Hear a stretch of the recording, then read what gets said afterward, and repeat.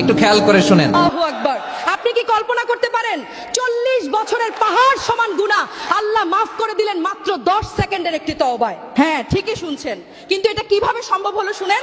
হযরত মুসা আলাইহিস সালামের আমলে অনেক দিন যাবত বৃষ্টি হয় না, ভয়াবহ খরা, আকাশ থেকে এক ফোঁটা পানিও পড়ছে না, মাটি ফেটে চৌচির, মানুষ পশু পাখি গরমে ছটফট করছে। মানুষের কান্নার হাহাকার দেখে হযরত মুসা আলাইহি তার উম্মতদের নিয়ে খোলা মাঠে সালাতুল ইস্তিসকা বা বৃষ্টির নামাজের জন্য দাঁড়ালেন। সবাই ভাবছে আল্লাহর নবী হাত তুলেছেন, এখনই অঝোর ধারায় বৃষ্টি নামবে। কিন্তু হলো তার উল্টোটা।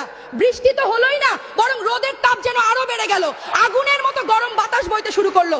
নবী মুসা অবাক হয়ে আল্লাহকে জিজ্ঞেস করলেন, হে আল্লাহ, আমরা তোমার কাছে বৃষ্টি চাইলাম আর তুমি তাপ বাড়িয়ে দিলে, কারণটা কি?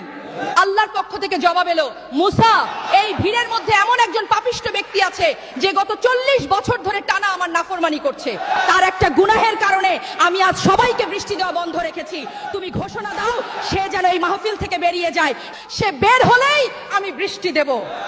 নবী মুসা যখন ঘোষণাটি দিলেন তখন সেই পাপিষ্ঠ লোকটার কলিজা কেঁপে উঠলো। সে ভাবলো, আজ যদি আমি এখান থেকে উঠে যাই সবাই আমাকে চিনে ফেলবে, হাজার হাজার মানুষের সামনে আমি অপমানিত হব।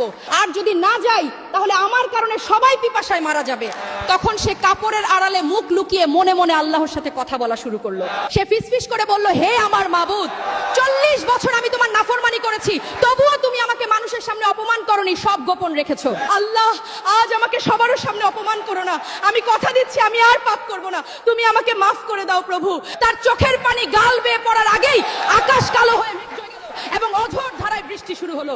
এবার মুসা নবী অবাক হয়ে বলল, হে আল্লাহ, কেউ তো বের হলো না, তবুও তুমি বৃষ্টি দিলে? আল্লাহ উত্তর দিলেন, হে মুসা, যার পাপের কারণে বৃষ্টি আটকে রেখেছিলাম, এখন তার তওবার খাতিরেই আমি রহমতের বৃষ্টি নামিয়ে দিলাম। মুসা নবী জানতে চাইলেন, আল্লাহ, কে সেই ব্যক্তি, তাকে একটু দেখতে চাই।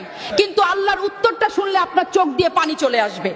আল্লাহ বললেন, মুসা, সে যখন আমার নাফরমান ছিল তখনই আমি তার নাম প্রকাশ করিনি, আর এখন সে আমার বন্ধু হয়ে গেছে, আমি কেমন করে তাকে অপমানিত করব? আমার বান্দার আর আমার গোপন কথা গোপনই থাকতে দাও। তাই প্রিয় ভাই ও বোন, আপনি কি ভাবছেন আপনার গুনাহ অনেক বেশি, আল্লাহ আপনাকে মাফ করবেন না? দেখুন, 40 বছরের গুনাহগারকে যদি আল্লাহ এক মুহূর্তের অনুশোচনায় মাফ করতে পারেন, তবে আপনাকে কেন নয়? আল্লাহ আপনার তওবার অপেক্ষায় আছেন। আসুন না আজই মন থেকে একবার বলি আস্তাগফিরুল্লাহ। ভিডিওটি শেয়ার করে অন্তত একজনকে তওবা করার সুযোগ করে দিন। আল্লাহ আমাদের সবাইকে মাফ করুন।